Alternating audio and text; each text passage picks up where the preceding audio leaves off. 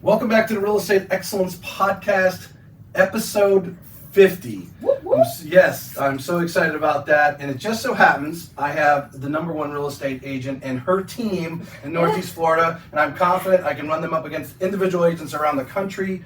209 transactions in 2021, volume of just short of $70 million as a team. There are entire brokerages with 30 agents that don't have these numbers. Today we dig deep into this machine, a finely tuned real estate machine called the Melissa Ricks team, where dreams demand hustle. Dang, Tracy. Today, as my co-host, we have Melissa Ricks and our guest, Deja Ricks and Erin Munoz. Two solid players on her team that make it happen. These two ladies make the behind the scenes in Melissa Ricks' team work, and we're looking to dig deep in how that all functions. Ladies, welcome to the show. Thank you for having us. Time out. Did he say your last name right? You did. I'm so proud of you. Do you know how many people don't know how to say Munoz? Munoz? Yeah, you did good. Yeah, okay. Nice job. Yeah, I didn't even know how to say it. How do they pronounce it? I don't know how else you pronounce that. Yeah, you'd be surprised. Munoz? Yeah, something like that. Gotta drag that in a little bit. Well, thank you for that incredible introduction. It's when you say it like that, I'm like, wow, that's Just a phenomenal thing. yeah, I guess so. I love it. But Well, we're honored to be here. Daniel has on the program. There was a beautiful. And I hope well, it actually just says the your team where you have the red background and your team's there, and that playful thing was on Facebook. I stole that and I got it on there so everyone could see that. That's a beautiful logo that you guys put together there. That's really awesome. It's a team picture? Yeah, what is that? There seems Our to be a group team. picture from Our Don't peace know where I'm signs? sitting. Has the red background, has Our Facebook MRRE. cover. Oh, yeah. That's Yes. my favorite one. Yes. So I posted there so they could show the Facebook fans. So fun story about that photo. We were trying to come up with just a new something new to add to our Facebook page, and this is where Deja's brilliant. We're gonna get into this a little bit.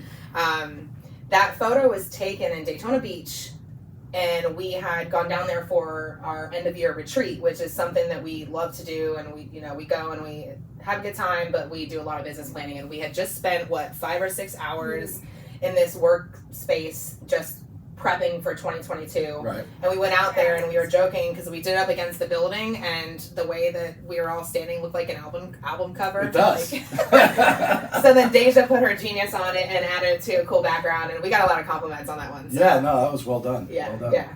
Yep. So on that note, thank you for having me back on the show. It was a blast last time. I'm sure it'll be great this time. I think this time we decided to switch it up a little bit, bring some of my girls that actually run the show. I am just here to be a jokester and have fun, but these girls are literally what runs MRRE. So I think we want to just kind of take a little bit of a dive into that today. So we get asked a lot of questions around how are you, an individual agent, doing the production that you're doing? And Exactly. I say it every time. If you've got the best of the best on the back end, sky's the limit. So that's exactly how we do it. So Deja is our director of ops. Erin is our transaction manager, and then we do have 2 additional people that are not here today. We've got a client success manager, and then we've got an ops support person as well. But just to kind of look into it a little bit further, because I know we get a lot of questions from agents on what it looks like on the back end, so I would love to get into some of those conversations. Exactly why we're here. That's exactly what I want to dig in, because your situation is, like we said, that you don't know of any other agent that structures their team the way you do, and then no one's doing the numbers you do, even with. Well, there's a lot of big teams doing. There's a lot of big teams doing our numbers. I just think it's what drives people to us is our makeup is so different because there are no agents, and the old school model, and it works for so many incredible teams out there. I mean, it just wasn't the approach that we wanted to take. And I think that's what blows people's minds is I've written every single one of those 209 contracts in 1 year, and they just can't fathom it. They're like, how do you even have a life? How do you do this? Right. And I have a better quality of life nowadays than I did back in the past when I was under a different model. You know what I mean? So it's all about what works for you, and this is just something that's worked really well for us. We joke all the time about how, MRRE is one big transformer. We all create this massive machine that kind of, runs the forces for us so we can do that stuff. So I'm excited to be able to bring a little bit of what we do so that agents that are curious and always asking questions and kind of dig a little bit deeper into it so they can see what it looks like. I'll let Deja kind of start with like what her role is and how she got into this. But she is director of ops, so she's pretty much my right She hand. was your first She was my assistant? very first hire. We've built this from literally day one together. Yeah. Yeah. So pretty much I handle like all back end stuff of a business. So like operations consist of making sure our accounting stuff is together. I'm working with a couple of our business partners and vendors. I then do like, hey, are we paying the right spend for marketing? I mean, I think it's a little bit of everything just on the back end of things, not real estate transaction based, but how you run a business. So that's where we kind of go off with each other from. Like we. Right. Well, with that kind of volume and that, kind of, if you want to go say cash flow coming in, Yeah. but then there are the expenses. She needs to know what you're spending on advertisements. That's all only. Sort of. Only. What's working Well, it's and great not when working. when you outrun your bills, right? Yeah. Maybe overspend a little bit on that donation to Yulee High School or something. Yeah. The beautiful thing about her and I's dynamic is because we built this together from day one, we're so aligned in, like, there's probably 95% of what she does at this point needs no approval from me because we've built this and we're so in alignment with the vision, right? The commitment to the vision of MRRE, what we stand for, and I'll tell you, it goes way beyond real estate transactions. We are in pretty much every avenue that you can imagine. It really boils down to relationships and impacting people's lives. That's our goal. That's our mindset. But she understands it so deeply because she's built out that back end. I've built out that front end, and we just explode together when we have our ideas. So it's a really, really beautiful relationship. Basically, I would fall on my face if it wasn't for her. So Deja, there's many companies in around that don't have the volume, probably even I don't know if the expenditures, but what you're doing for what was your background previous to make me who I am today? working with Melissa? Yeah, It's my blood. It's what led you into this, or Okay. did you just kind of grow and learn into your position? What happened? So my degree's in technology management and technology development and project management. So I have that back end space. Like I built her very first website and did all the things with that, like domain name, get the email set up correctly. Like let's not use a Gmail. Like let's be super professional. Right. Then from there, like I had that back end, like the college work. Then I previously started my own business. So I was working with several other different business owners. So I kind of had some interface with that, and then prior to that, I did account management, and then accounting work prior to that. So I kind of already had the feel. Yeah. I just had to commit to one person.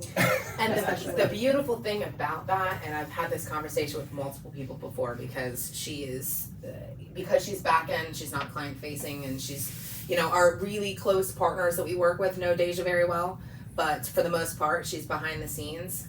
The couple of people that I've had conversations with about her, because of course I brag about all my girls all the time and the value that they each add. The beauty in her is she came from outside of the real estate realm. And why that's so important is because her thinking is so outside of the box and different and unique and creative. It blows my mind. Because sometimes, we get stuck in this real estate realm that everything that we touch has to involve real estate, right? It has to involve buyers, sellers, Or are other people's doing it in real estate? Right. What's so-and-so doing? And I'll kind of pull that in. And I think that's one of the biggest things that she's added to what we do is just that outside the box. And, it's non-traditional. But anybody knows me knows I love non-traditional. We dare to be different. We love to be outside of the box. We can't be put in a box. And I think that's why she added so much to that, coming from outside the real estate realm. True. She still thinks in that mindset, which is pretty amazing. Well, I sense a huge sense of trust was the word I use. There's other adjectives you could use to describe it. But isn't that a breath of fresh air when you're out there knowing that she's covering? You have no idea. Focus. You have no idea. And it's not just her. She is probably the closest thing to me as far as day to day, because we operate the business together. Because although I'm doing sales, I'm still as owner and operator, we have to operate this machine together. Right. But the sense of daily relief that I get every morning from all four of them and all of their roles, it gives me shivers. I'm not a crier, but I'll cry if we talk about it. It becomes surreal at some point to know you does, have such a tight team. Yeah. I can only imagine just in an athletic standpoint. of when you have that team where everyone's clicking. But in a business standpoint, where you're making money, that's And we're really big on culture. So like our culture, the 5 of us, when we get together, we're very purposeful about, you know, once a quarter we do our team meetups. If we've got a low day, we'll take a half day and go meet for lunch or whatever it looks like. And it's cultural. It's making sure that we do have relationships outside of our roles and our positions, because you can trust each other more. Perfect example, just the other week I landed myself in the ER for like 8 hours. So, long story. So January was like final destination shit, and I'm done with. I'm just glad that we're outside of January. It was just ridiculous. But anyways, I didn't have to say much, but I literally sent a group chat to the team and said, FYI, I'm okay. I'm at the ER. I'm out of pocket.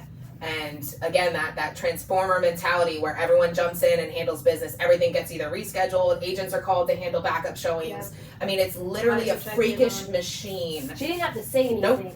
We all looked at the calendar and was like, boop, boop. Erin, do you have this? Yep, I got it. Boop, boop, boop. Oh, look, this happened? Okay, where's she supposed to be next? Okay. Taylor, can you call and check on that client? Have you talked to that client before? Yeah, I have. Okay, cool. You got that? Yeah. Done. And they cracked me up. Taylor cracked me up with that. So Taylor's not here. She's our client success manager. So she's very client facing on the front end before they go to contract, which is when they get introduced to Erin. Taylor's probably, she's very protective. Yeah, she's just like, I would say like our real mother. Like she has super. She's our mother. Yeah. So she, perfect example. We had a client that was just adamant about meeting with me, and she, I mean, fierce. If you want to meet with Melissa, you're going to give her some time to bounce back, because she needs to rest and she needs to get taken. Like laid it down. Yeah, and so finally when I got to and everything was like, hey, I was like, this one got pushed out. She's like, yeah, you need your rest, and she's going to wait because you're the best, and she's going to wait. Like so protective. And did you drink your water? Yeah. Do you have water with you? But it's really cool because they all have their different personalities and they all have their different touches. To watch them all just kind of come full circle, it's incredible. It's a really, really good feeling to know that we're all in the, because you know I'm in the trenches like right. Physically, but we're in the trenches together, like in general in business. So it's like it's just such a good feeling to know that you've got a squad at your back. I think I asked you this on the original episode when you were in, but I'm going to ask it again. Is anyone on the team not hand-picked? In other words, maybe you put out an advertisement, someone you didn't know walked in and you interviewed them. No. Everyone was hand-picked. Correct. Well, I guess it was a mutual thing for everybody. Although Deja was a little bit more aggressive for me, as far as I approached her and basically was like, I knew she'd be perfect. She was at a very comfortable job before this. So I hit her with that are you happy? No, she did like twice. Yeah. And she's like, no, seriously, let's have her talk. Are you happy at your job? Yeah. I didn't ask her income or this or stability. And at this time, you gotta remember, MRRE wasn't even launched yet. No. So I'm like rolling out this position to her that I know nothing about.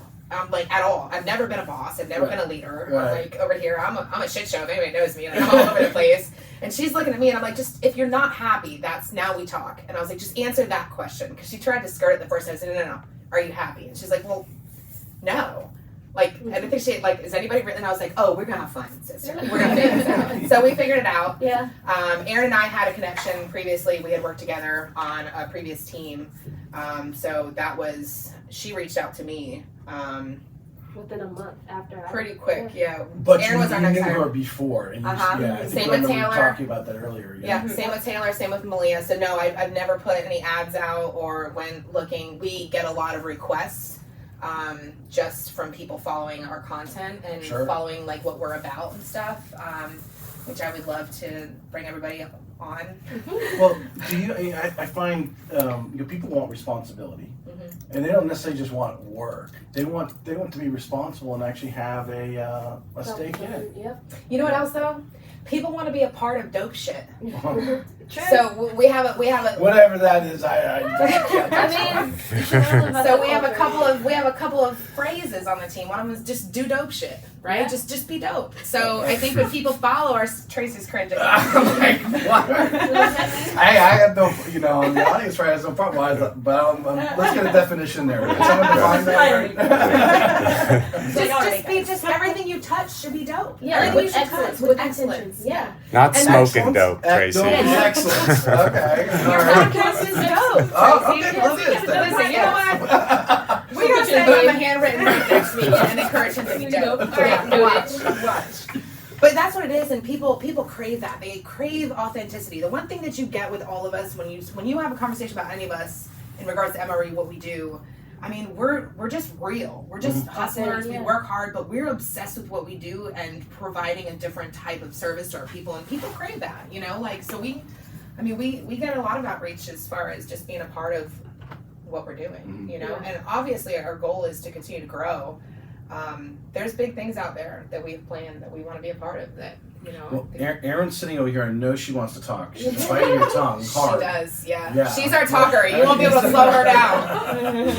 Erin, tell us a little about your background. Sure. So I'm from Texas. I'm from San Antonio, Texas. My husband is in the Navy. Oh, cool. So I got into real estate when we got transferred out here to Jacksonville. I kind of jumped into the real estate world as a transaction coordinator for another team and kind of bounced around teams a little bit and wasn't really finding the right fit for me. And when I saw Melissa kind of went out on her own and was starting her own business, I reached out and was just like, hey, like, you got a transaction coordinator? Like, that's the kind of person I wanted to be in business with. It was really appealing to me. It was like right in the midst of COVID and everything was crazy. And So what was Melissa doing that really attracted you to say, I'd like to work with her? Dope shit, Tracy. I know that's the bottom line answer. Just kidding.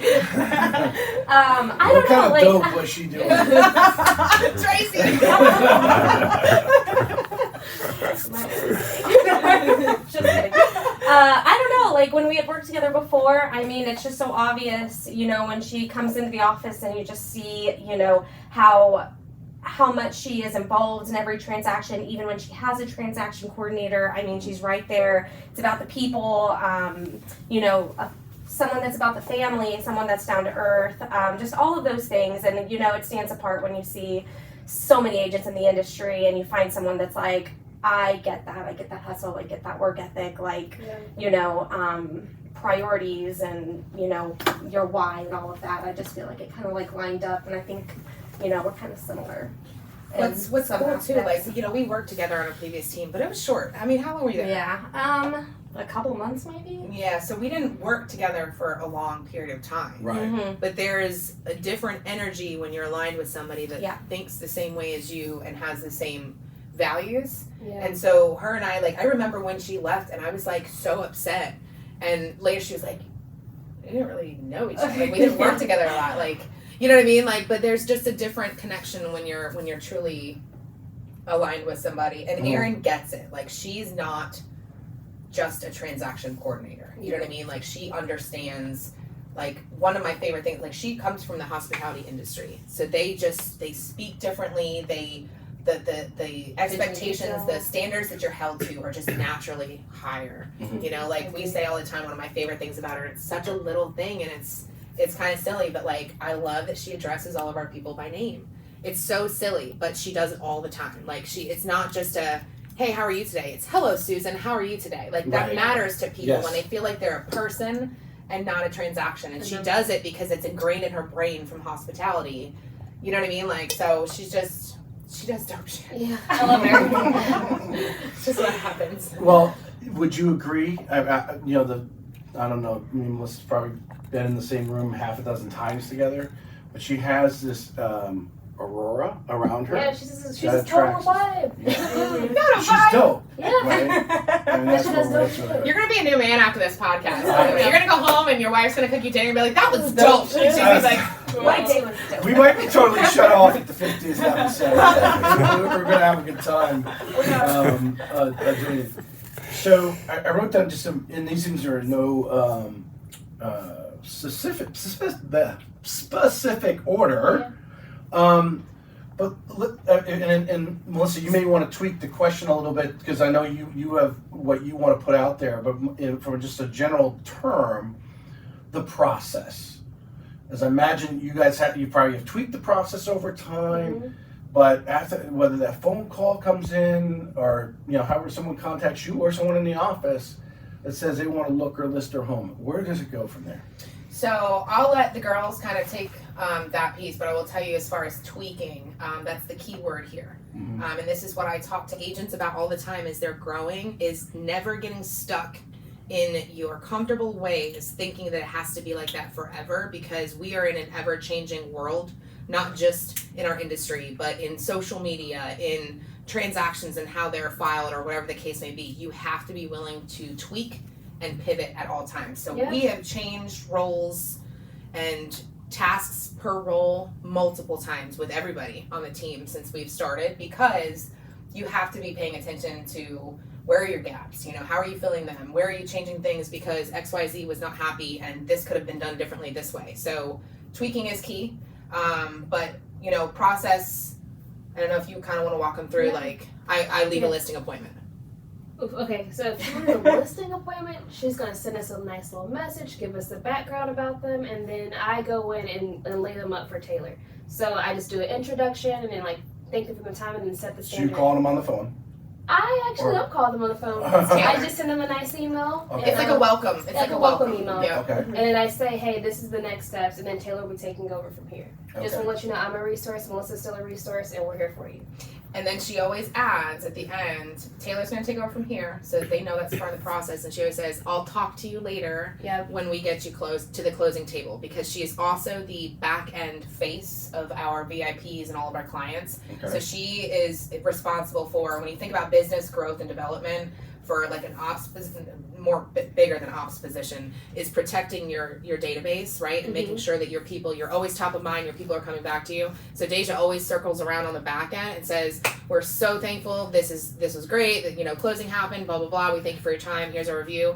Now we're gonna add them into our back end stuff like our VIP groups and our events to make sure they're coming to those, so that she's laying it up to them, but she's also letting them know I'm still here and I'm gonna talk to you in a couple weeks. Right. Do you guys do you utilize like a private Facebook group? We do. You do? We sure do. We sure do. All right, so it goes to Taylor. Yep. So Taylor handles, if it's a listing, Taylor handles making sure that they any requests that they may have coming back to them, like, hey, I don't want to sign, or I would prefer that people wear booties when they come in, like the small details. Right. Or if there's big details, then she handles that too. But she handles that part before they go live. And we're gonna go live on Thursdays. So some listing dogs. Yep, all and that then- stuff she gets set up. Right, and then once they do go live, she'll come back on Monday and give them all the feedback that the agents had over the weekend, and help follow up with those types So of when things. does Melissa go? So if I call you for a listing appointment, call the office, or even just contact her, she turns it over. It's now in Taylor's. When does Melissa go out and actually maybe inspect the home, give suggestions on how to stage it or whatever? So that's the first thing that we do. That's the very first thing that we do is a listing appointment, and those incoming calls typically go right to Taylor. All of my calls are sourced to her.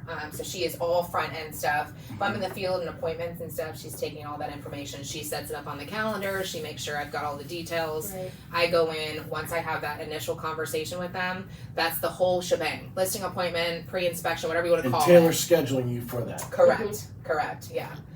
Most people know if you want to get a hold of me during the day, you might want to text me, because if you call me, it's going to go to Taylor. Right. Yeah. There's a lot of people that call to talk to her too, because she's client facing and she's the front end of all that stuff. Right. But So she's in control of your schedule too. big time. To find out where. They're all in control of my schedule. Yeah. All of them. Yeah. Sometimes it's a race to, like, if I have like an gets it first? opening, if she's scheduling Yeah. something and Taylor's scheduling it, then it's a battle, like, whatever. But they're pretty good about keeping control of all that. But pretty much everything is built on like an intake form. Yep. So pretty much every piece of the process, if I meet with a seller, there's an intake form, it goes to the team. Everybody knows as soon as they receive that intake form, every single person has an associated checklist to go through to make sure every piece of it is hit.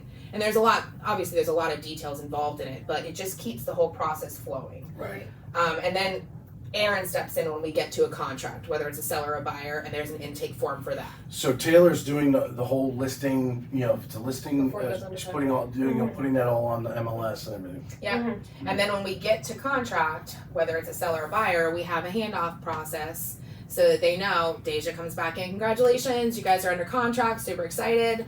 Now it's time for us to pass you on to Erin, and not pass you on, Yeah. but it's a conversation. Right. But the biggest thing that I say to people, because biggest question I get all the time, To me. do your clients get upset? That too.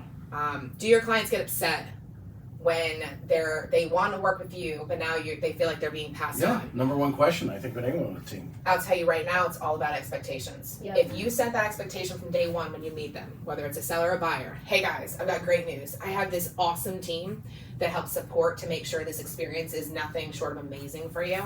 And what that means is, while I'm going to be your point of contact throughout the whole process, I've got all these people who are tag teaming with me to make sure you're getting extra love and extra care above and beyond. So they're prepared for it. They know, okay, as soon as Taylor calls me, that's when she's going to schedule our photos. That's when she's going to let us know about the listing. As soon as Erin calls me, that means we're under contract. She's going to walk us through transaction. They're ready for it because you've set expectations. And no, and I want to point on this, lots of people have also said there's too many people talking to your people. Absolutely not. Mm-hmm. They feel so, our people feel so loved, and they start to become family. They become family. And they talk about, like, it's not me. Like, this is not about me. Like, as soon as realtors would understand that people don't need you every second of the day and you step away, it's get rid of the ego. It's not about you. It's there about are capable people. Yes. And if you are creating a feeling, people will forget the tasks and the things that they went through. They will never forget the way you made them feel. Right. Why wouldn't you want to be loved on by 4 or 5 people that genuinely want to see you win and love on you? They all love it. I've never had any one of my clients say, you guys are too much, there's too many of you. Yeah. Do you feel maybe, we think about our own experiences and other services that we may have asked, requested.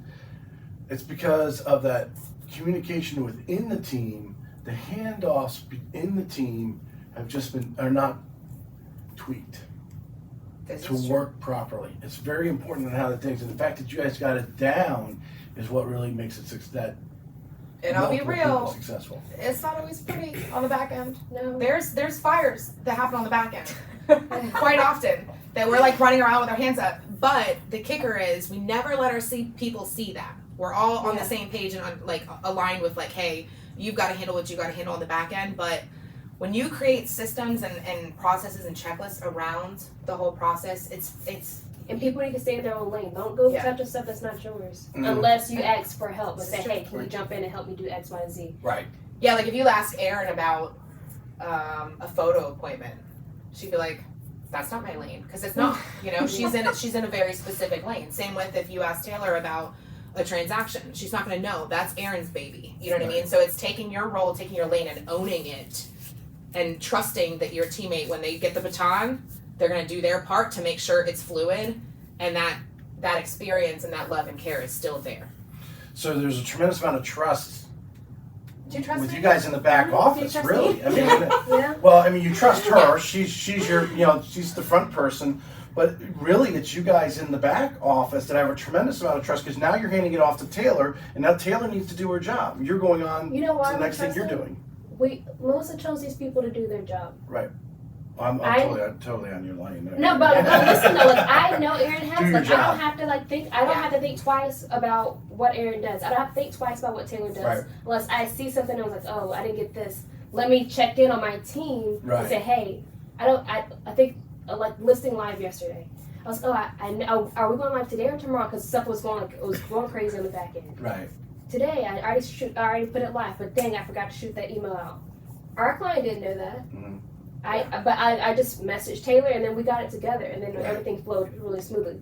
So it's like it has a lot to do with trust, but you know your people got you. You know your people know what they're Are doing. competent. Yeah. And they're gonna do it. And this is why And you don't second guess them like that. this is why culture is so important. And I'll be honest with you,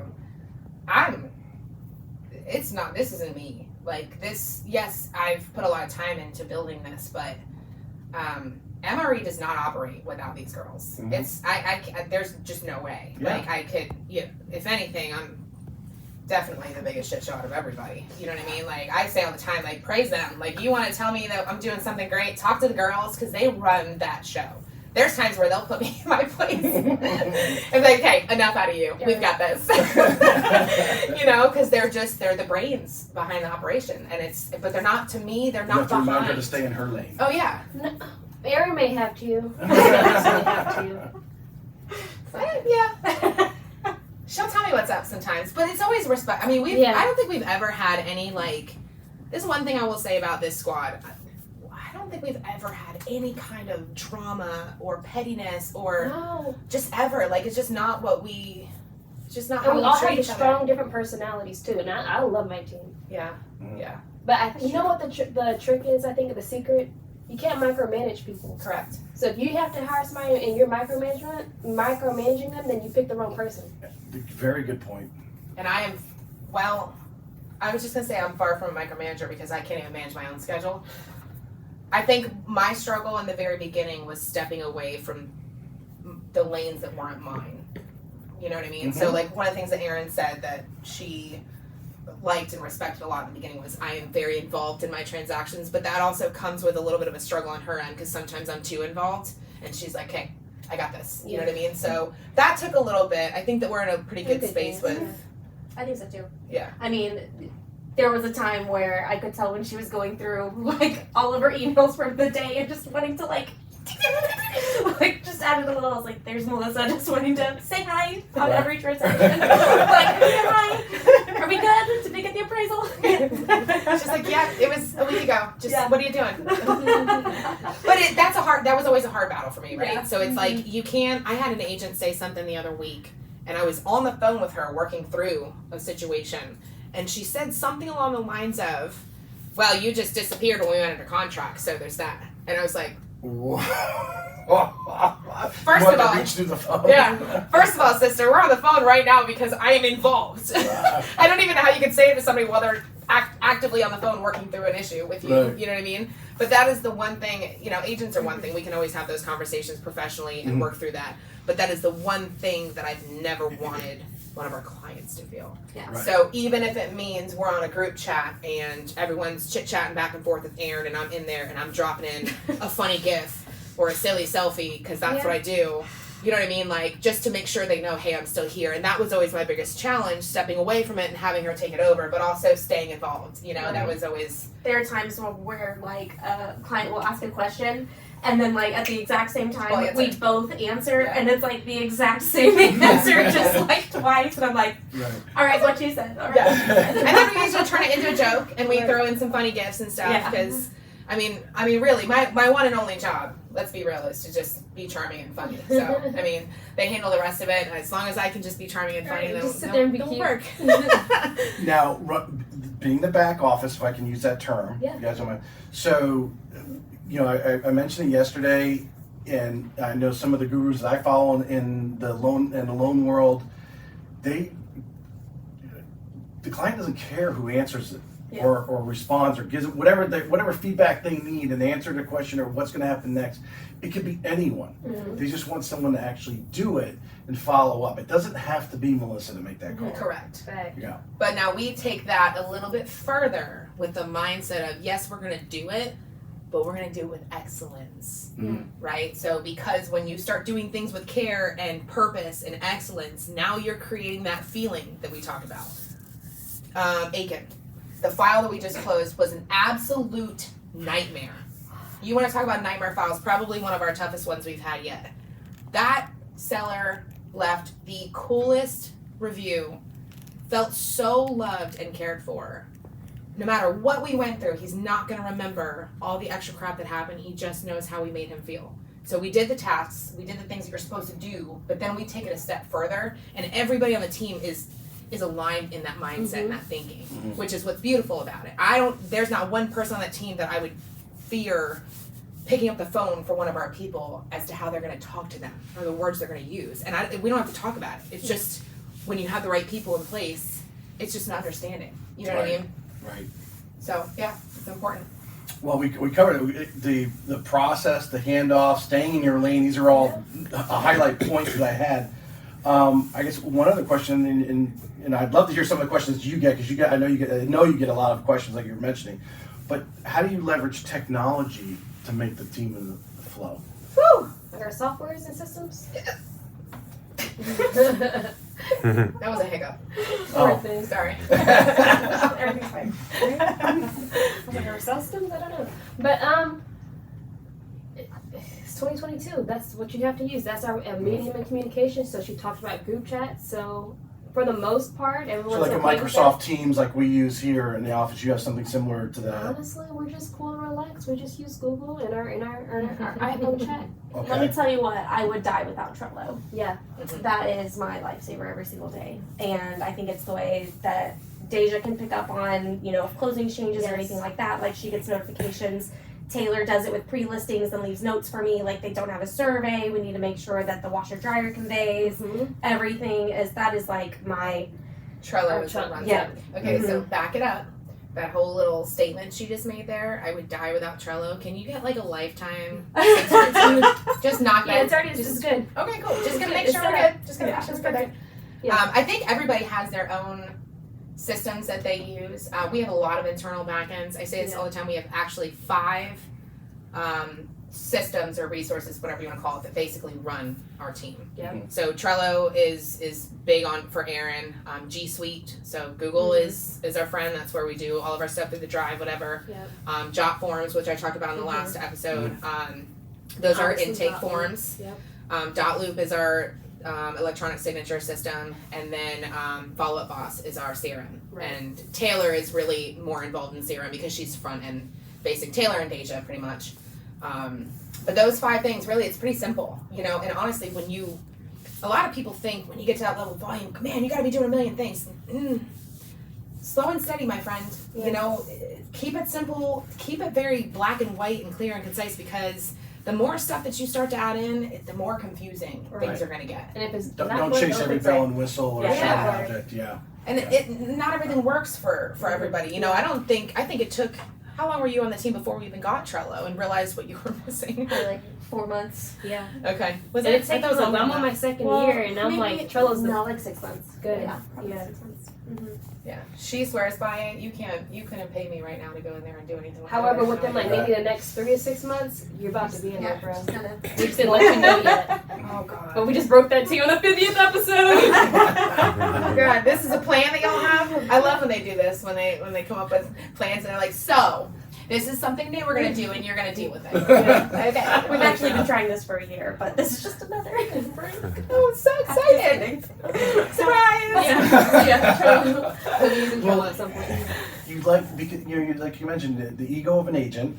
They think it's all about them, and you had the vision. She followed you with the vision. The others have come on and joined, and now they bought into the vision. I'll tell you right now, I would not want to do it by myself. There's just no way. We just I not could only do it by that, but myself. we just have so much fun together too. Yeah. You know what I mean? Like, I don't know. You'll rarely really hear me talk about our like production, our accolades and stuff without them, because it just wouldn't be possible. You know what I mean? Like, and I would. Yes, I may. Because I'm in the field, it looks like I'm working more just because my hours are field based. But I would bet money that they're putting in just as much effort, if not more, on many weeks that I do, because they all care, you know, and it matters to them. When you're in the corporate America mind, set up like I am almost here, if you want to call it that, and you have that support staff. Like I work your mind's always running 24/7. If someone calls you, a customer calls you at 6 o'clock, you're still answering. You're answering that phone. There's a reason why they're calling you. Plus, a lot of times every phone call is money, right? You're not gonna pass on that unless you're obviously involved in something where you can't. But we're you and I as point people, if you want to call it that.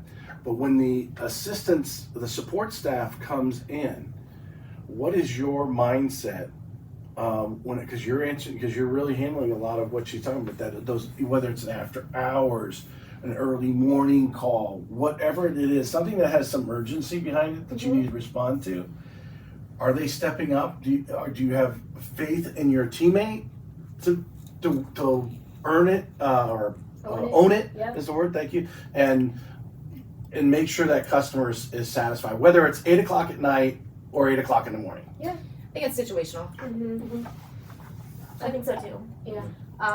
Like things that I know need to get taken care of, like no matter what time it is, like you're pretty much good at doing that. I will say I am very protective of them and their time. That is true. So we've had this conversation a lot, and again, without going too deep into it, because I probably would really get choked up, but when I started seeing things from them like you know, we all start our day, they all start their day at 9 o'clock. There have been times where we have just been Swamped. balls to the wall, swamped, and I'll log into my computer. I don't sleep a lot. Like I'm typically, you get emails anywhere from, you know, up until 2 o'clock in the morning, and they start again at 5. Like I'm a light sleeper. That's for me. That's whatever, right? Like it's my company. To me, it's exciting what you're doing. Yeah, I can only imagine. for sure. Yeah. I don't want that from them, Right. because when we hired and we talked about the vision of what we were doing, I promised them I will protect the business. I will make sure that salaries are protected. I will make sure that we've got what we need, financial backing. If Deja brings me an idea, I want to be able to support it. If Erin brings me an idea, I want to be able to support it. However, I don't expect you to work like I work, right? Mhm. Like, this is my baby. I get it. I want people that are invested in the big picture. But you have a family. You took a job that was, you know, salaried with bonuses, and you have your Monday through Friday, 9 to 5. This is the expectation. Right. So the times that we've been in busy season or swamped and whatever, I can't tell you how many days I'd get up at 5 o'clock in the morning and I'd start working, and 6 o'clock would roll around and I'd start seeing emails from Erin, or I'd start seeing emails from Deja, and I wouldn't even say anything, because it was just so. It's like it's almost like we get each other without even having to say it, and in those moments, that's when you know you've got the right people, because I don't even have to say it. Like, and they knew they knew I would do it. Yeah. Like those couple of things that she jumped in on, she knew if I don't start until 9, Melissa's gonna make sure it gets done, because I'm protective of the company, but I'm also protective of their time. So I would never ask her to, hey, can you get up and start 6 3 hours o'clock in the early? morning. Yeah. Never. Yeah. But she does it because she knows that. She's like, I have somebody in a position of leadership that would never expect that of me. So they're going to work harder for you, because that expectation's not that. Am I not and explaining I that mean, right? like for me, like I get so invested like in the transactions. Yeah, like, there are people. you know, I lay in bed and I'm like, oh, I just like need to get this back today. It needs to be the first thing I do. I Right. need to follow up on this. I need to make sure, you know. And so I wake up and I'm like, I'm just gonna send this out real quick before I take my kids to sleep, or, you know, whatever. Right.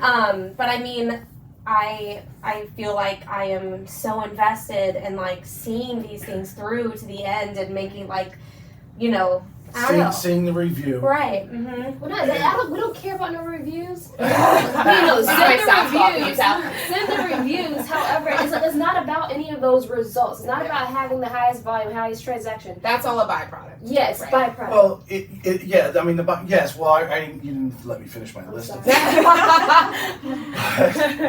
You know, when someone says something nice about you, I mean, it gives you a high. Sure.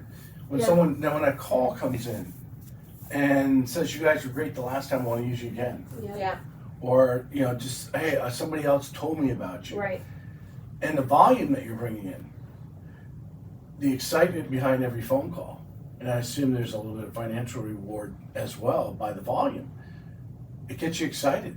And you're like, whoa, hold on a second, I haven't seen checks like this before. Yeah. You know what I'm saying? Yeah. But can I be honest? Be honest. I don't come to work for my salary. I really don't. Yeah. I come to work because I like what I do. I like helping people. I'm passionate about that stuff. Well, The okay, salary all right. makes, like, the money, that's cool. However, I do this because I can do this for free, is what I'm saying. You see what I'm saying? I found Yes. my passion. And Now, as I was walking down the back hallway this morning, and it was, I don't know, just before 8 o'clock. Of course, there's not many people here at that time. That's the time I usually come in, and because I like that quiet time. But I was thinking Yeah. as I walked down the hallway, how, I know Melissa feels this way, and so I'm just meeting you guys here Yeah. today. But it feels good when the checks do come in. You work hard. Mhm. Your bills are paid. You're taking your True. kids and your family to places Yeah, maybe they weren't going 5 years ago. that's true. I got a Does that whole feel travel trailer this year. Exactly. Yeah. It feels good. I think what her thing is, and this is kind of where we're all at, is She's our ready to go to high- battle over here. She is. Let's She's go. my feisty one. The high comes in when you get that phone call from your client who's in tears. Mhm. I'm going to use Ridgewood. I will never forget this phone call from this. She was an elderly seller of ours, and Erin and I she's like our adopted grandmother. And the day that she called me, and I mean, I cried with her on the phone. And then I hung up and I called Erin, and we cried about it. That's our high. Mhm. I cannot tell you how much that commission check was for that house, and I will never be able to. because that's not what we get our high Right, off of. right. Of course it feels good. Of course it's comfortable to make sure you can earn a living Well, and take care of I guess your when I'm kind of lead. I don't want to be led to No, that's. I mean, yeah. the reward is you have put in like every time the phone rings. There's a lot of people. course. There's a lot of people like, and it seems like you guys fall in line with Melissa and I. From the standpoint, because we have more or less an unlimited income potential if we had all the time in the world. Sure. And it is every transaction you're going, and the fact that someone is actually picking up the phone and calling you because you were great. Someone told them about it. It was whatever that call. But it gets a high now because you get excited because you have no other worries really other than, hey, I need to show up and answer the phone today. I'm going to go to work and do what I love doing. Well, and that's also a protection of your business, right? And I say this all the time. We can do all the things in the world. However, if their salaries are not protected, we've got to pivot and shift. Yeah. So Right. For me, That's where the weight differs. Well, and that's the weight on the shoulders that I live with every day. And that's honestly probably one of the reasons why I get so many questions from agents. Why are you built like this? Who wants to have 4 salaries underneath them? Right. What kind of stress and pressure is that to live with? But when you're doing the things that you're doing for the reasons that we do them, and you don't forget to lose that high of those types of phone calls, the rest of it is a byproduct. So I know their salaries are going to be protected because we still have the ability as humans to cry with our people, right? So Right. it's all like it's in conjunction with each other. If that You're all makes bought sense, in. You're all bought in all day long, Yeah. And then of course 2 weeks later, 2 referrals come in from that individual, not because we sold her home. Anybody can sell a home. It's Right. because we took the time to cry with her on the phone because we genuinely cared and it wasn't forced. Right. So it's a huge byproduct and a great feeling when it comes That back brings up around. something interesting I just thought of when you were saying that, because everyone in your team basically touched this customer at one time or another. Yep. It's a little easier to, because it's not all your emotion. It's their emotions and their attitude, a positive attitude when talking to that customer, because sometimes you can get worn out if you're doing all the talking. Yeah, this is true. Right? The emotional high that we go on a day to day, and I think this is where, so I will say, Erin and I do a really good job of tag teaming and balancing each other with specific transactions. So there are definitely people. Let's say we've got 25 pending contracts right now. Probably half and half. There are some that really take to my personality type, and there are some that really take to her personality type. And there have been transactions in the past that she's got super invested in and emotional about, and I'm like, if I'm removed from it because whatever relationship that they have, and it's a beautiful energy disaster level, to maintain a high energy it's a level. lot. Yeah. It's a lot. Yeah. Yeah. Especially when we're working with that many people. And I think that's, the biggest value that she adds is allowing me to, because I also, you got to think, I'm front end and transaction facing. So where she's transaction facing, Taylor is front end facing. I am all of the above. So there's any given time we can be working with 60 to 70 different families. So for one person in my brain, the emotional ups and downs and having to refit every time you talk to somebody, it is a lot. So the more people she's invested in, the easier it's going to be on me and my wheelhouse and how much capacity I have left. I mean, I would say that's whatever percentage is, was a part of your key to success. Yeah. Of the team. For And sure. then checking your ego, because you don't go and bring somebody else's drama to another conversation. You regroup as soon as you start.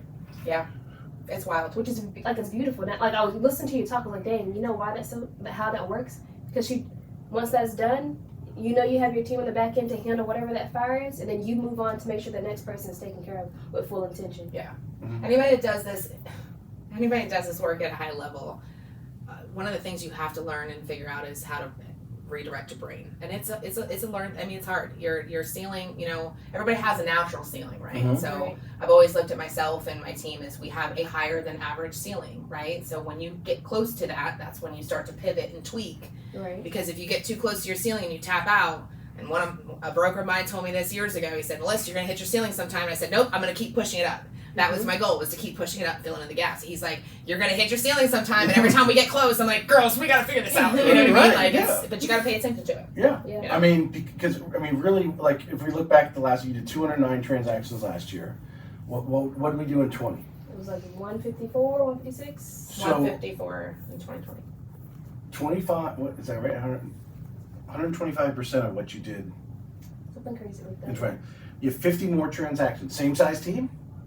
And Bigger. What was big? Just one person. 2 ads. You had 2 people in this past year or months to take on that 209, which obviously is needed. Did she need to hire somebody else? Careful. I was like, we're I think you got it maximizing. just right for 200 Yeah. transactions. For the time being, Yeah. I think we're good. Yeah. I think so. We also like to have a tight knit squad. Yeah. I don't foresee us ever becoming some mega massive team. It's just not. No. It's just not the direction we want to grow in. You still like touching your clients. So like at some point, it's gonna be just a natural like. Which is why we don't have a traditional team model. Well, The reason why I don't have a bunch. Where do you think your lid is right now, though? 250? Yeah. I mean, just hypothetically, what's your lid? Can I'm this not gonna team lie, handle? 209 makes nervous me want to laugh. cry. Did you hear the nervous laugh? To be honest with you, I have no idea. And I purposely We don't. we don't put numbers out there like No. that. Right. We just work and whatever comes of it. Well, I mean, obviously, I'm not in your world from that side, and in the, what is entailed for the transaction coordinator as well as the support staff. But what does it take to move a file, right? What does it take to move that customer down the road to selling their home or buying the home? What time of the day? How much time of the day it takes, right? So. Erin can tell you this. Yeah, well, yes, I'm saying, could you imagine, can Erin take on more of a load, or she's pretty much I could barely take lunch right now? Let me ask you something. So when we were at our busiest peak last spring, we had, I want to say 59 pending transactions at one time, or was it 49? I think it was 49. That was 59 and a quarter. Mhm. We had 49 pending, and she was doing it all herself. Mhm. But this is before we hired our ops support person that does a lot of front end and back end stuff.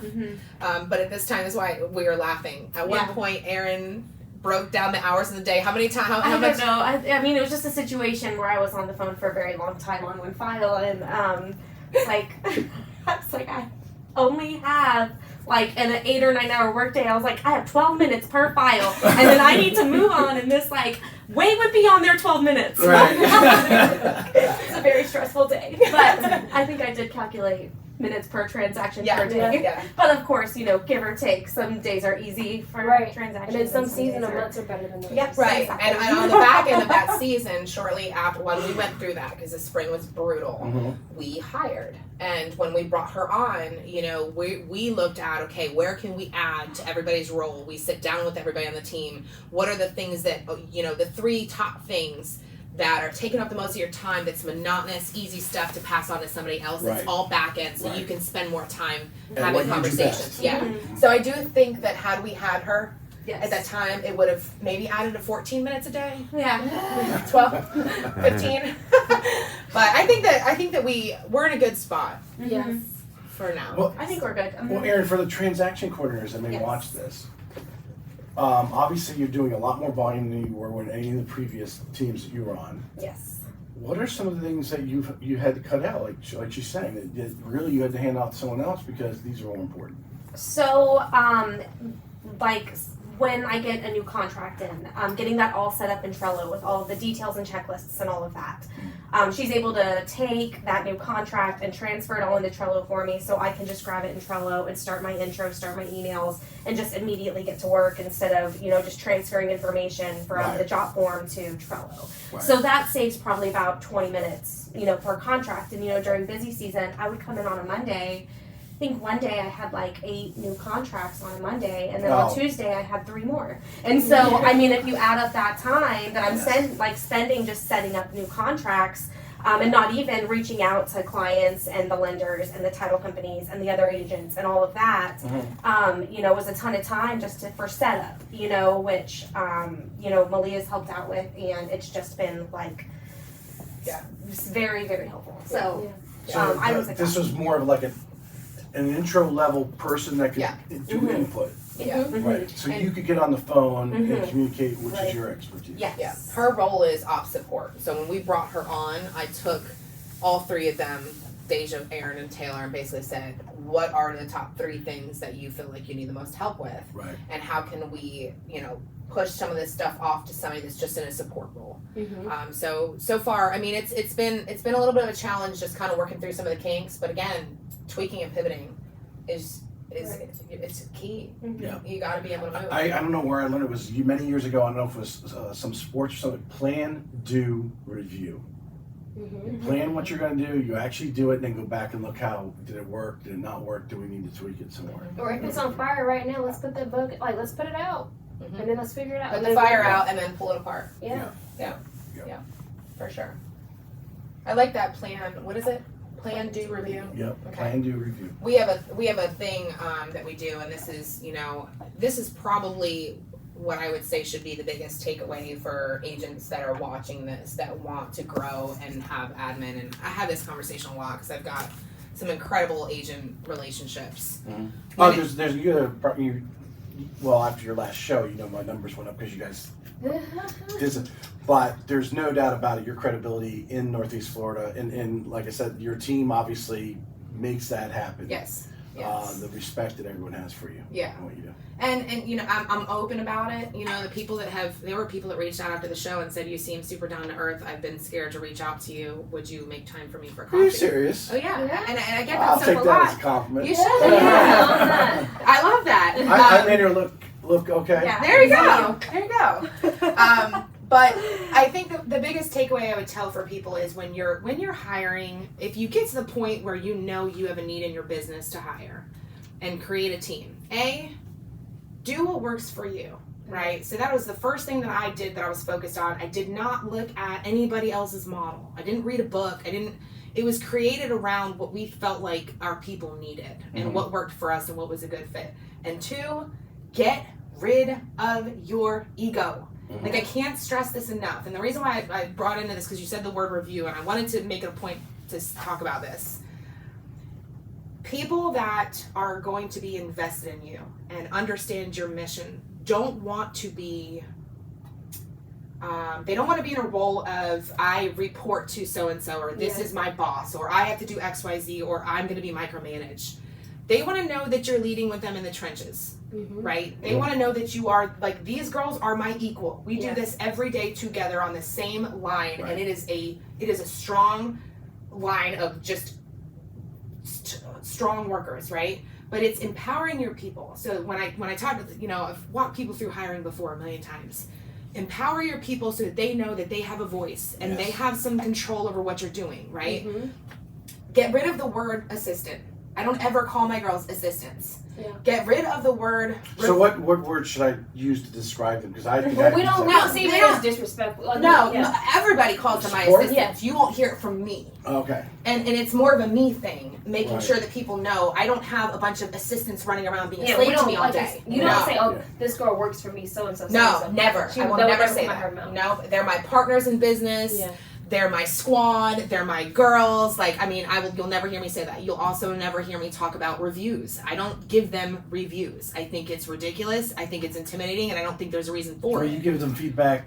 We do value visits. Well, we do that, and then we do value visits. And the value visits are just this kind of conversation, just talking about, hey, how'd the flows go this quarter? Like, how are we feeling? And there's usually Tito's involved, right? Like it's low key, but like they genuinely know that like not only are we all like in this together, but like we literally love each other. Like this is not a she's better than us or she does this or Deja's role's more important or Melissa's the boss, so it's not that at all. Like couldn't be further from that. And I think that's like when I talk about culture and I talk about hiring, don't hire somebody on and say, okay, you're gonna do X, Y, Z, blah, blah, blah, blah, blah, this not micromanage them, because they're not, they may do the work and you may get what you need out of them, but you're not gonna go further as far as them being invested in you and what you believe in. Because my girls know that like I am invested in like all of it, and they're invested because I'm invested. So we're invested together. It flips from boss and staff to we're invested together, if that makes sense. 100%, because it's what I said, they're all bought into the vision.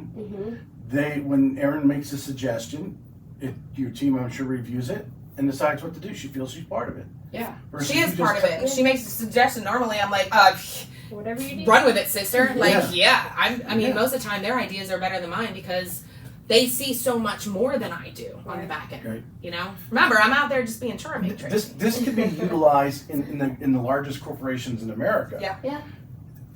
She's highly educated. Give her the reins. Let her go until she falls on her face. She's doing it. Then we learn from it. And where'd she take it? She shines with it. Yeah, 100%. Yeah, she got the reins day one. Yeah.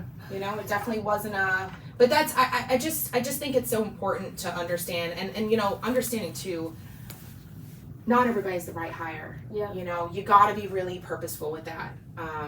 You can't bring anything that's toxic or cancerous into your environment. I follow a lot of people in leadership, and like Gary Vee's a big one. Like follow some of his videos and stuff, and what he believes in hiring and firing and culture protection and stuff like that. I mean, it's a thing. But when you've got good people, freaking take care of them. Yeah. Yes. That's why you don't have a high turnover Yeah. rate. Like no one's like, oh, I don't like my job. No.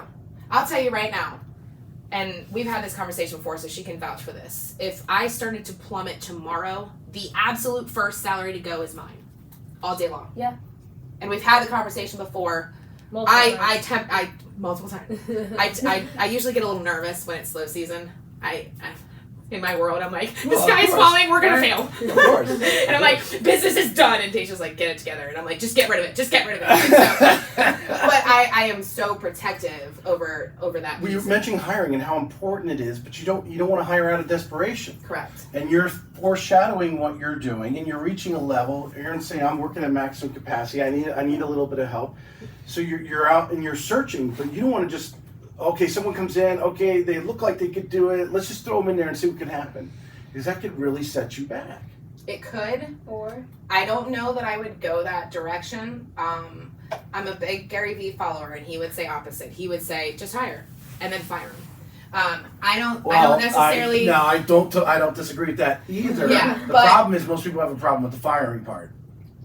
They don't want to fire somebody. They can't fire somebody. If you can't fire somebody, you should not be in a position of operating and owning a business. Oh God, you don't have no idea how much that costs. I will say that for sure. Yes. I will say, me personally, let's just say tomorrow I lost one of my people.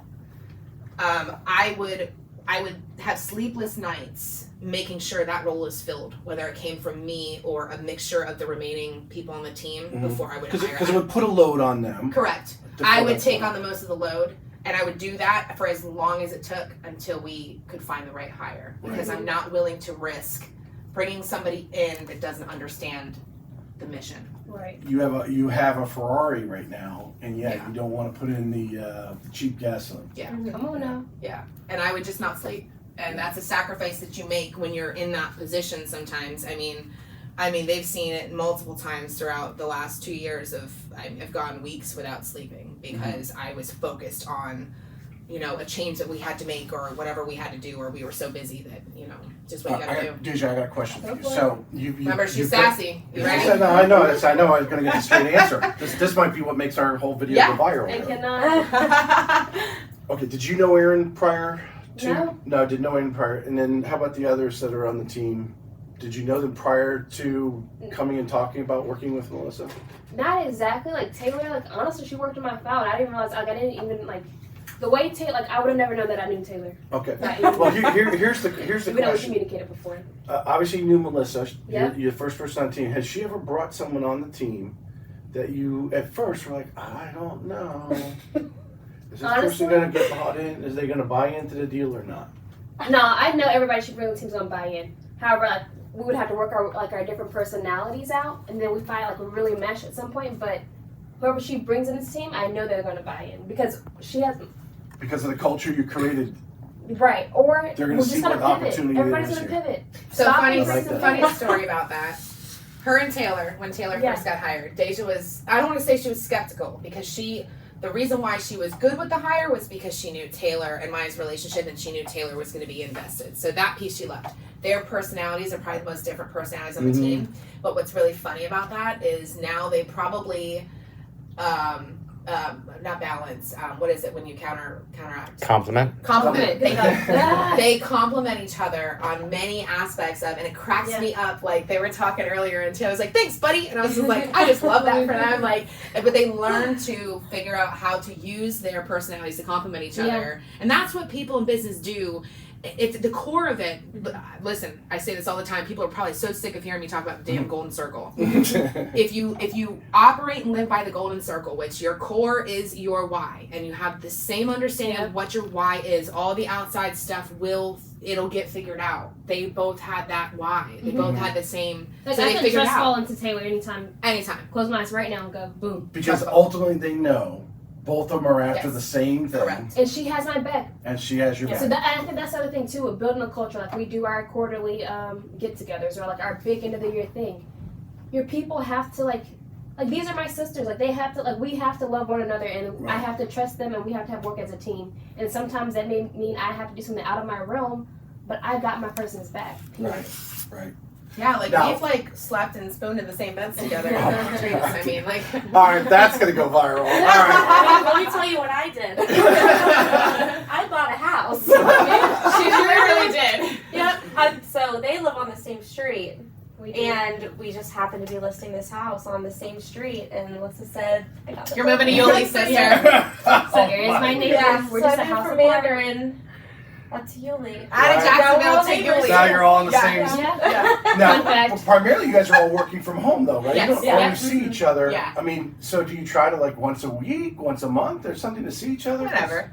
We don't force any of that. No, we don't force it. You don't No, force it. however, naturally, I like Erin. My husband likes Erin's husband, so we hang out. We had like a whole trip, like a camping, like we went camping the other week. It's so bad to the point where like, you know, our husband's in the military, so I get like real nervous when it's time for like, are they gonna give him orders and like send him to like Texas or something because she's from Texas and she loves Texas, and is she really invested in MRRE? Like, does she want to stay? Because I'll do whatever it takes to keep her. And she's like, Melissa, I bought a freaking house in your neighborhood. I'm pretty sure I'm invested. And I'm like, oh, good That's call. one of the thoughts that went through her head in the middle of the night. I love her so much. It's so great. We have a really, really amazing dynamic between all of us. Let's, if we can, because I always, my phrase is facts tell, stories sell. Okay. And we've been talking about, but let's get some, and I know Melissa told me the one about, you know, she broke down and how you guys, I mean, and I know you got others. And maybe Melissa, you can lead what story you think would be best and have them chip in on the story, but just some examples of what we've been talking about. This, I got your back. Give me some examples of when the others have gotten your back and how it made you feel and how it was, obviously, I assume it was a success with the buyer or seller. I feel like it's a good question. I don't even know what day today is. Like, I'm not sure if I can bring up another story. Sure, I caught you on the spot. I We know, did I understand. I mean, most recent story of like the Transformer ways was what we were talking about earlier with the Like, with the accident and stuff. Yeah. Or, honestly, like, I know that this week was supposed to be like a 3 listing week. So I don't know what happened, but, you know, life. Became 6. Honestly, this listing was supposed to be 1. Melissa put these 2 on like freaking Tuesday. Oh my God. I know, How do who you do does that? that? 48 hours? I'm good for that. We just keep They're each other on pocket- each Let's be other's like a toes. low Pocket key listings, week. so you just hold on to them. Right?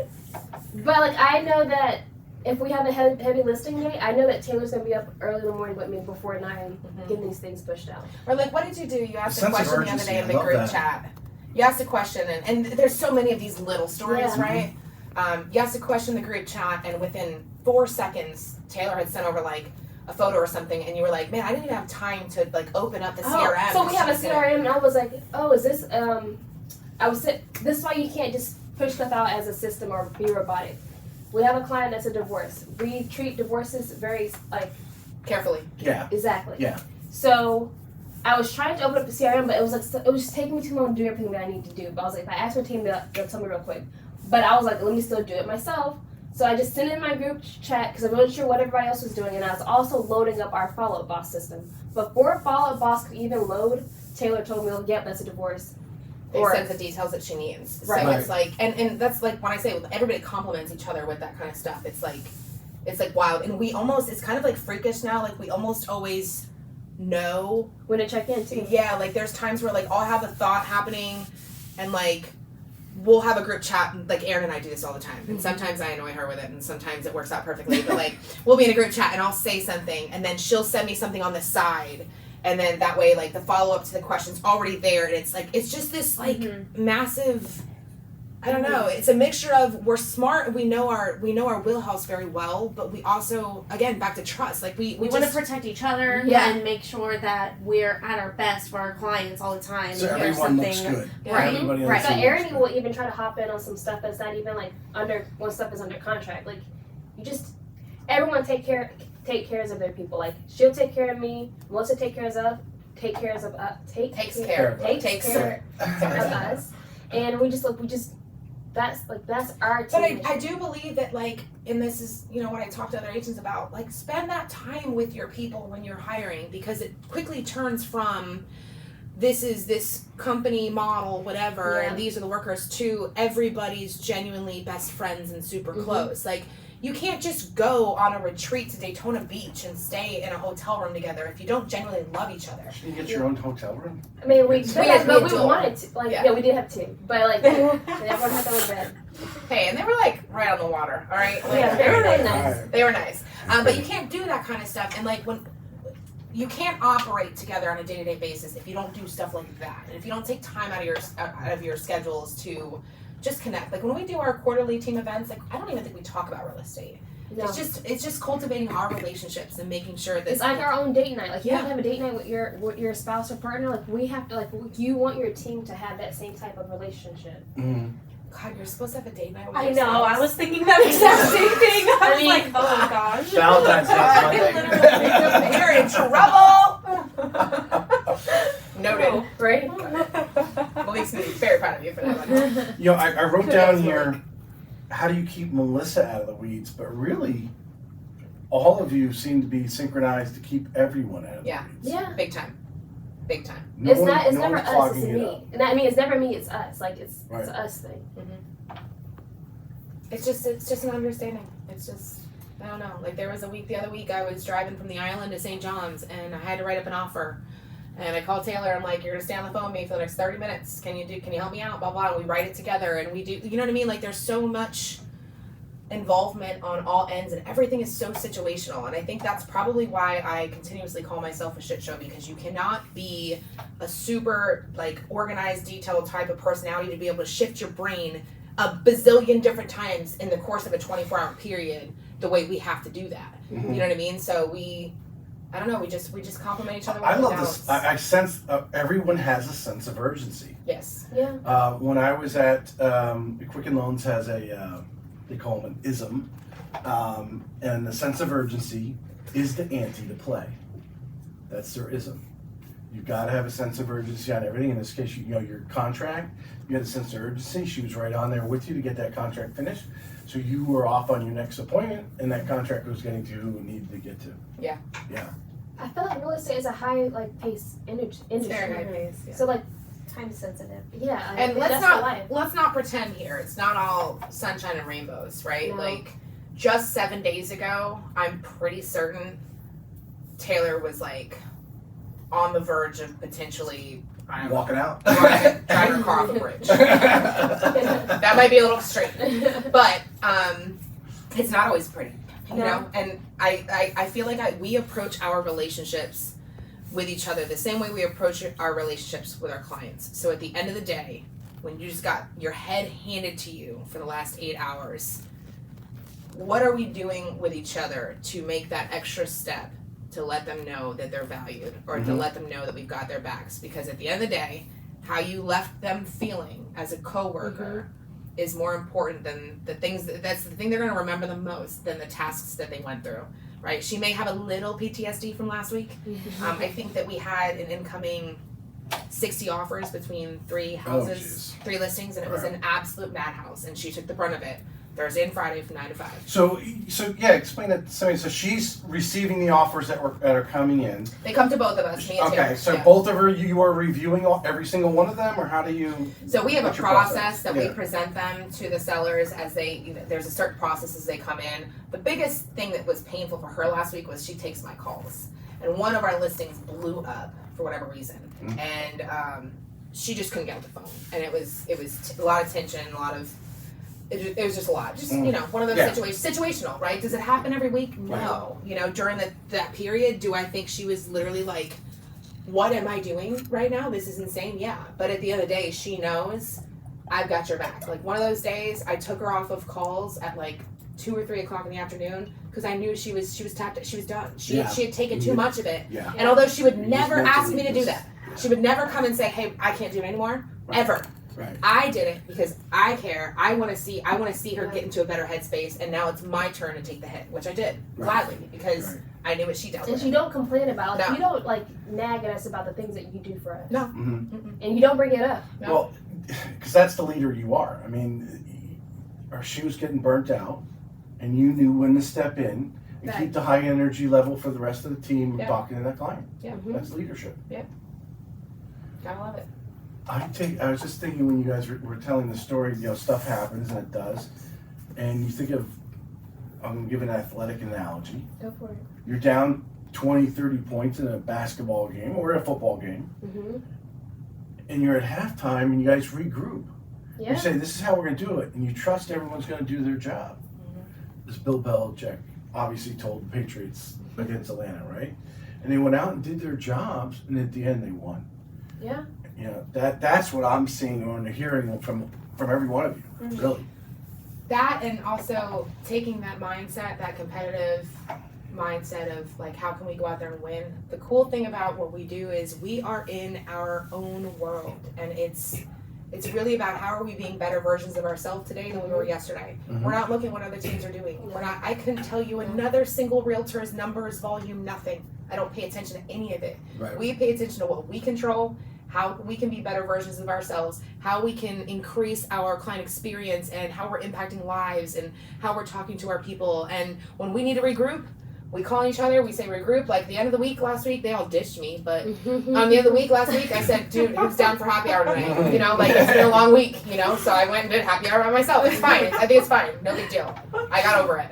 I'm going to put Erin slightly on the spot. This is an easy question, but I'm going to put Erin on the spot. What she just said, and what I'm hearing her say, is because you don't want to let the team down. You were out there trying to get better. You're taking on more. You're going to have help when you need it. But you're getting better every day because you don't want to let the rest of the team down. Is that what you heard her say? Is that how you feel?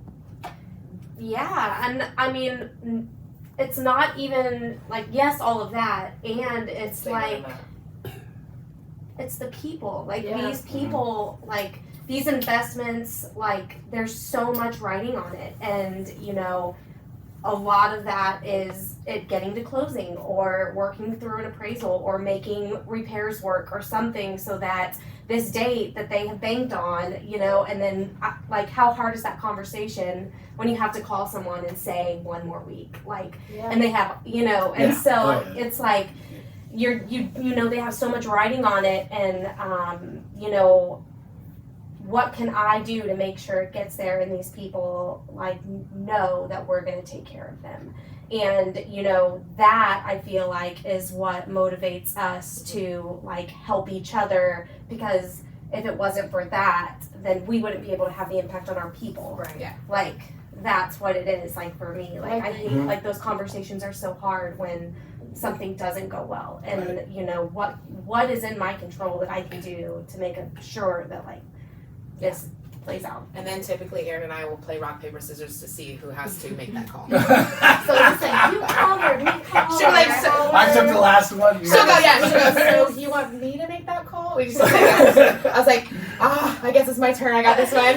We'll get beat up. Yeah. But here's the thing about that. Like, she says the words, but she lives that. Like, people might listen to this and be like, yeah, they talk a big game. Like, I feel these conversations and the things that we talk about in my core, right? Yeah. Like, I can guarantee you, there's not one person on this team that has not ever gone to sleep thinking about one of our people's or a situation that's going on. I mean, Deja and I have this thing we call impact moments. We pay close attention to all of our people through Facebook, social media, however we can get to our people. When they're going through a life situation, we are on it. You're your buyers and sellers. Yes. Yeah. Interesting. Oh my gosh, some of the coolest things that we did, and we don't do this for a pat on the back, we don't even talk about it, but like to give you some examples, this couple that like we just adore, her husband passed away from cancer, and we knew it was happening because we had sold a couple of their properties so that she was in a good position. And when it happened, we didn't just send flowers like everybody else did. We literally took the time and paid attention and put the time and effort. We had this amazing like blanket collage made for her and sent her, like just little things like that, or like, I mean, we have so many of those stories that are like, we do it because we don't ever talk about it. We just do it because we genuinely love our people and we care for them, and we don't do it because it's going to get a referral. We do it because we love them. That'll come. Like Because what did impact you do to them. your aunt? What did you do to your sister? Like treat them like family. Right. I think too many, you're talking about doing impactful things. They're like, oh, I sent them. I sent them a Starbucks gift card. I sent them a Starbucks gift card. It's like, okay. Or why didn't they refer me someone this month? Well, maybe they didn't talk to somebody. You know, you have to make those investments. And it's a long-term play. Yeah. But you're obviously reaping the rewards because the high level that you do it at, the rewards are coming back at a higher level. And I think, you know, scripture tells you the more you give, the more you're going to get, right? I mean, that's how, and it's not always a financial thing. It's not how much did I spend on it. Sure. It was the thought, the creativity, the authenticity. Truly at the core of it all in this business, and most businesses nowadays, if you can understand relationships, There you go. you can be successful. If relationships don't matter to you, and you're in it for a buck, or you're in it for a different reason, and you don't understand the power of a relationship, you'll be limited in your growth. And I say it all the time. The thing that the five of us understand is relationships. Yeah. And it starts with us, truly. Like our relationships are the core of it, like with each other, and that's why we are able to I think they're kind of the, you know, convey. I'm going to use the analogy of Christmas. You know, you don't know what's in the package, right? You don't know who you're talking to and who they know, right? And you turn over that rock by treating them great. You know, you're doing the customer service things. You're doing all the things that you guys know. Just know that if you continue doing the right things, the fruit will come. Sure. And you don't know when you're going to turn that one rock and these people are going to refer 20 people this year. Yeah. You just don't know. Yeah. And that's kind of exciting, Yeah. actually. Yeah. Yeah. To where that business is going to come through next. So we've been on over an hour and about 15 minutes or so. I mean, it's the 50th episode, guys. Girls, I mean, let's think of our audience out there might be watching or might listen to the podcast, you know, in a week or so. I mean, you know, if there's anything you guys want to say to add to what we've talked about, maybe thought of but didn't say here in our conversation. And we're going to be at an event next week, so we're going to be talking to a lot of people that are doing sales. Yes, her speech on this. So I'm talking in front of 130 loan officers next week. Congrats. Yeah, there's great honor, and one of the things that we're you know, the marketing piece that I'm going to be talking about is leveraging all the inches around you. And I know, like, you know, the things you do at Yulee High School, because you obviously your kids go there, you enjoy being invested in it, and how those things are going to evolve. But obviously the other thing is the relationships, and I call it hitting people in the heart. You sending her that, you know, that blanket or whatever, that was hitting someone right where it counts to me. It's right in the heart, and they will always remember you because of that, and how powerful it is. I don't. To me, it's more powerful than even ever referring you. The fact that they remember you. So I think forever too, it's that. if you go beyond that too, and you now you take a greater audience, right? So anybody that knows me that's taken the time to talk with me, I also believe in giving back big time. Yeah. Not just through sponsorships and other companies, but like counterparts. Like I give a ton to agents out here because I believe that In your education, teaching them, all sharing day your long. experiences, Yes. tooling. Yeah. But all of that, like, encompass, like, you put all of that stuff together when you're constantly giving in whatever capacity it is, your reputation now becomes what you've worked for all this time. Like, I mean, I feel like at this point, you'd probably be pretty hard pressed to, maybe everybody doesn't like me, but I don't know that anybody can actually say anything negative in the sense that, like, she's doing this because she's an ego or whatever. Like, I would be... And if they did say that, I'd love to have coffee with them because it's just so far from our mindset and like what we're about and how we approach things. You know what I mean? Like, I don't know. I'm just obsessed with making people better versions of themselves and getting them to think deeper and think bigger and like the things that we're doing and the things that we're going to do in the future. It's all so exciting. And it's crazy because it's not all around real estate closings. Mhm. No. It's not. It's just so bigger, like making an impact on people's lives, and you know. There's a term John Maxwell talks a lot about the power of influence, and in not influencing doing someone they won't, that they don't want to do. You're not influencing someone in a negative way, but because of your giving, because you're putting yourself out there, you're hopefully providing value to many. You become an influencer. Right. Mm-hmm. And the things that you're doing, and the people are going to call, and I'm fortunate that they called me and wanted me to come speak in front of all these agents, our loan officers. It was, that's just an initial compliment of the things that I'm doing, and it just to keep giving. The fact, one of the purposes of the podcast was to bring on great people like yourselves and your team, and share your story with others. Yeah. Right. I'm just the conduit in this thing, and make the conversation go, but it's really come on and share, just as you do your teachings.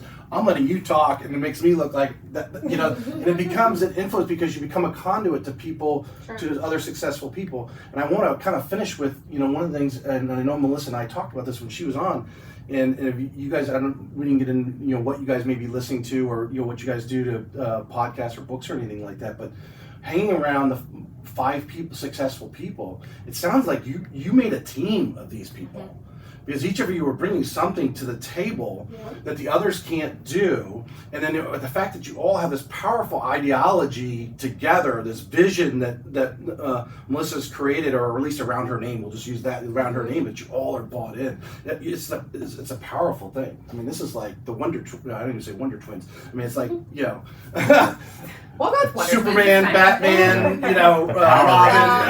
What is that? Not the Avengers. What is that? Power Rangers? No, like the Marvel people, right? I think. Yeah. Yeah. Yeah. We'll take that. on that note, I want to say, and this quote was dropped on me this morning, and I'm going to say it, and I'm going to say it again. In that realm, culture eats strategy for breakfast. Think about that. Yeah, that's deep. Okay, so our strategies are dope. Mm-hmm. Our culture is doper. All day long, you can put whatever strategy together that you want, systems, everything, the whole 9 processes. If your culture is not protected and you don't know what you stand for at your core, you will be limited.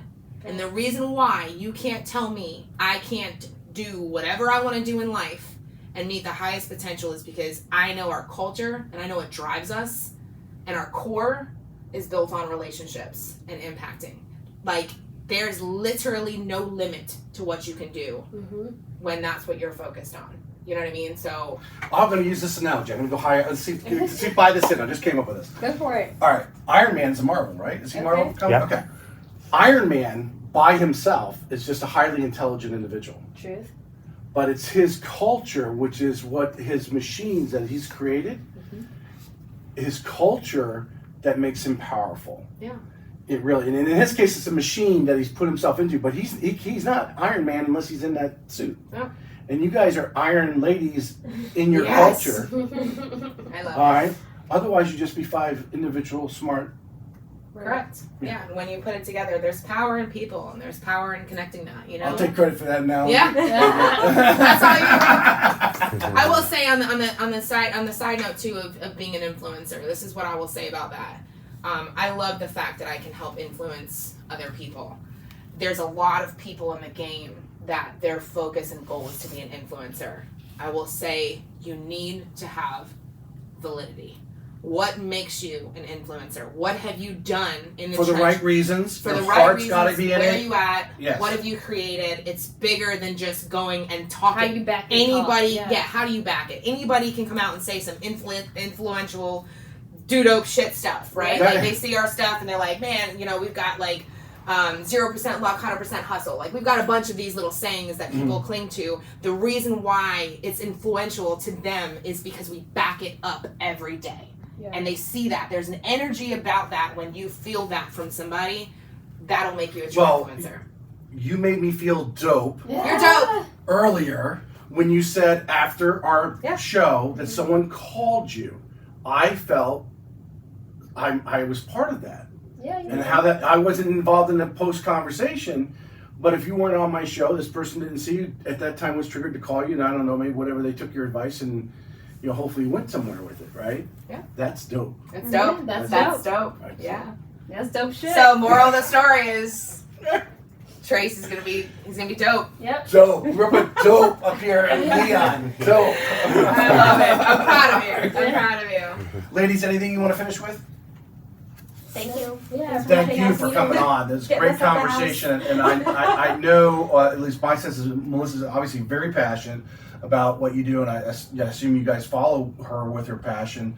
And to come on and express, there's going to be a lot of people I'm sure going to watch this because everyone's watching the top, the leader of the pack, and which is you guys really. And now your faces are actually, so they put some faces to the people who are actually make her tick, so to speak, and make it happen every day. So I'm really honored that you guys came on.